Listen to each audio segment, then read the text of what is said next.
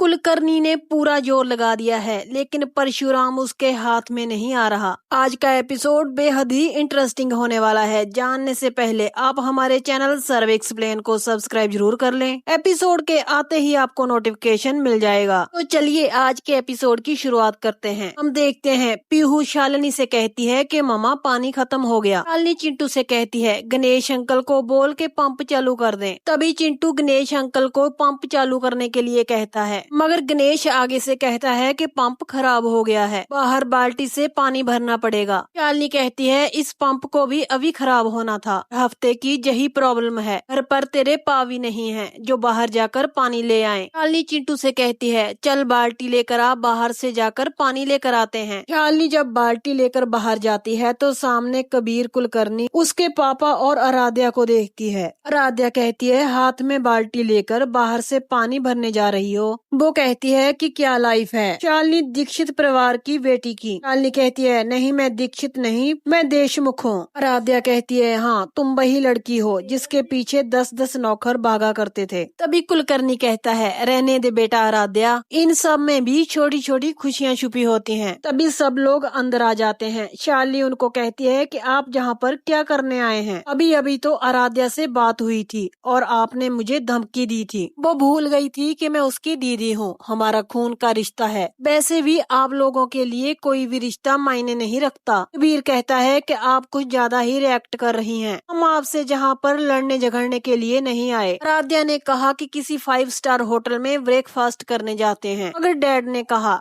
किसी 5 star hotel में क्यों, हम लोग अपने दामाद जी के घर ही जाते हैं। शालिनी कहती है कि यहाँ पर कोई भी 5 स्टार जैसी चाय नहीं मिलती, ये एक चौल है और यहाँ पर 50 रुपए पाव किलो वाली ही पत्ती की चाय बनती है, 1000-2000 वाली नहीं। कुलकर्णी कहता है कोई बात नहीं बेटा, वही पिला दो और साथ में रोटी भाजी भी खा लेंगे। शालिनी कहती है आराध्या तेरे ससुर जी किस मतलब से आए हैं जहाँ? कुलकर्णी हंसने लग जाता है। वो कहता है इसमें मेरा कोई मतलब नहीं है, बस मेरा मन कर रहा था आप लोगों के साथ नाश्ता करने का। कुलकर्णी चिंटू के पास जाने लगता है। शालिनी उसको अपने पीछे कर लेती है और कहती है कि आप जहाँ से जाइए। वीर कहता है कि आप हमसे इतना डरती क्यों हैं? शालिनी कहती है मुझे पता है अगर घर में सांप घुस जाए तो भी डर नहीं लगता, लेकिन अगर आप लोग आ जाएं तो डरने की बात है। वीर कहता है देखिए आप मेरे डैड की इंसल्ट कर रहे हैं, हम तो सिर्फ यहाँ पर चाय नाश्ता करने आए थे, क्या आप अब वो भी नहीं दे सकती? ये आराध्या आपकी बहन है और हम बहनोई हैं, क्या आपकी इतनी भी औकात नहीं है कि आप हमें रोटी भाजी खिला सकें? तभी इन सबके सवालों के जवाब देने शिव प्रसाद आ जाता है। वो कहता है अरे क्यों नहीं औकात होगी हमारी। वो शालिनी से कहता है आज हमारे घर में बहुत बड़े लोग आए हैं, ये बहुत बड़ी हस्ती है और बहुत धनी है। जब मैं घर आ रहा था तो आपकी बहुत बड़ी गाड़ी देखी मैंने, तभी मैं समझ गया था कि कर्ण कुलकर्णी जी आए हैं हमारे घर में। कुलकर्णी कहता है कि तुम्हें कैसे पता चला कि वो मेरी ही गाड़ी है? शिव प्रसाद कहता है मुझे सब पता है, आपके पास कुल मिलाकर 9 गाड़ियां हैं, ऐसी कोई इम्पोर्टेंट ब्रांड नहीं है जो आपके पास न हो। ये गाड़ियां किस साल की हैं ये भी बता दूं? कुलकर्णी शिव प्रसाद की बातें सुनकर हैरान रह जाता है। वो कहता है तुम्हें देखकर ऐसा लग रहा है कि तुम बीमा कंपनी के एजेंट कम जासूस ज्यादा हो। शिव प्रसाद हंसने लग जाता है। वो कहता है कि छोड़िए ना, आप बताएं हमें क्या पियेंगे? वो शालिनी से कहता है अरे शालिनी बना दो ना इन्हें चाय, साथ में गर्मा गर्म भाजी और चपाती बना दो। एक बात का दावा तो मैं करता हूँ, शालिनी के हाथ की चाय भाजी और चपाती किसी 5 स्टार होटल में भी नहीं मिलेगी। कुलकर्णी कहता है कौन सी भाजी लाए हो, ये तो भिंडी पसंद है। बच्चे भी कुलकर्णी का मजाक उड़ाने लग जाते हैं। चिंटू कहता है ये देखो नाना जी की खोपड़ी उल्टी हो गई है। फिर उसे कहता है चिंटू जरा तमीज से बात करो। कुलकर्णी को पता है शिव प्रसाद सब्जी लेने गया है। जब कुलकर्णी ने परशुराम से बात की थी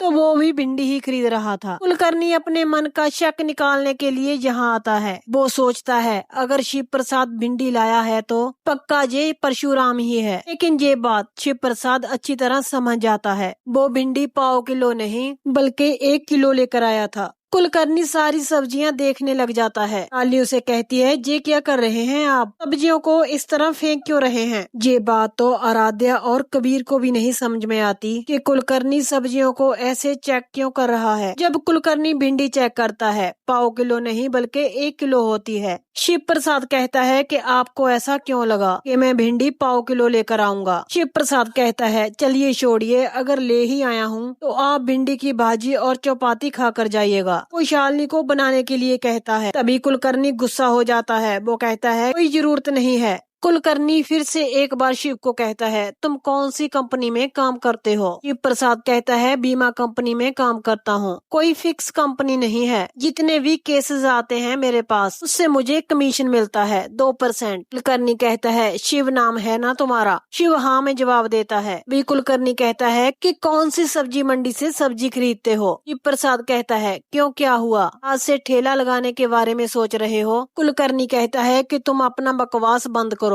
वीर और आराध्या को कहता है कि चलो। शालिनी कहती है कि मुझे समझ में नहीं आ रहा कि आप यहाँ पर क्यों आए हो। आपने हमारी सारी सब्जियाँ नीचे फेंक दी। आप क्या ढूंढ रहे थे। कुलकर्णी कहता है, मैं जो ढूंढ रहा हूँ, जिस दिन मुझे वो चीज मिल गई तो तुम्हारी मांग का सिंदूर मैं ही मिटाऊंगा। ये कहकर कुलकर्णी और बाकी सब लोग वहाँ से चले जाते हैं। शालिनी शिव से कहती है, ये क्या है, मुझे कुछ भी समझ में नहीं आ रहा। ये चिंटू सही बोल रहा था, इनकी खोपड़ी उल्टी हो गई है। आगे हम देखते हैं नंदिनी कोर्ट के लिए तैयार होकर जा रही होती है। मनीष उसको कहता है कि सुबह सुबह तुम कहाँ पर जा रही हो। नंदिनी कहती है, ये कपड़े देखकर आपको क्या लग रहा है काका, फैशन शो पर जा रही हूँ। नहीं, मैं कोर्ट जा रही हूँ। मनीष कहता है, मुझे तो ऐसा ही लग रहा है कि तुम फैशन शो में जा रही है। नंदिनी कहती है, आप कहना क्या चाहते हैं। मनीष कहता है, मेरे कहने का मतलब है कि तुम फेमस ही तो होना चाहती हो, मेरी बेटी का घर तोड़कर मशहूर होना चाहती हो। ऐसा करने से शहर के बड़े से बड़े क्लाइंट तुम्हारे हो जाएंगे और इन सब के नीचे दब जाएंगे मेरी बेटी के आंसू और मेरे दामाद का फ्यूचर। नंदिनी उनकी बातें सुनकर हंसने लग जाती है। वो कहती है, चलिए मान ही लेती हूँ कि मैं फैशन शो में जा रही हूँ, लेकिन आप भी कोई ड्रामा कंपनी ज्वाइन कर ही लीजिए। तभी वहाँ पर मल्हार आ जाते हैं। वो कहते हैं कि तुम तमीज से बात करो और घर का झगड़ा घर पर ही खत्म करो। जो होना था वो हो चुका है, लेकिन ये केस आगे बढ़ना नहीं चाहिए। एक पिता होने के नाते मैं तुम्हें ऑर्डर दे रहा हूँ। नंदिनी कहती है, सॉरी पापा, मैं एक लॉयर हूँ। आपके ऑर्डर से ज्यादा मुझे कोर्ट के ऑर्डर मायने रखते हैं। इनके दामाद ने क्राइम किया है, कैसे उसने शालिनी के बच्चों को उठा लिया था, आपके नाती हैं वो। अभी वहाँ पर मनीष की पत्नी आ जाती है। वो कहती है कि कौन इम्पोर्टेंट है, नाती या फिर दामाद। जे लो नंदिनी, मैं तुम्हारे लिए कॉफी लेकर आई हूँ। नंदिनी कहती है, क्या बात है काकी, आज आप खुद मेरे लिए कॉफी लेकर आई। नम्रता कहती है, जो तुम कहोगी वैसा करने के लिए तैयार हूँ, लेकिन तुम मेरे दामाद को एक चांस दो, उसे मौका दो। मैं मानती हूँ कि उससे गलती हुई है। नंदिनी कहती है कि गलती नहीं, उसे पावर का मिसयूज करना कहते हैं। उसने उनका साथ दिया है जिन्होंने मेरी बहन के साथ अश्लील हरकतें की थी। उसने तो बच्चों तक को नहीं छोड़ा, उसे तो सजा मिलकर ही रहेगी। मनीष कहता है, नंदिनी तुम आग से खेल रही हो। नंदिनी कहती है, मुझे पता है, वो लोग सुनामी से खेल रहे हैं,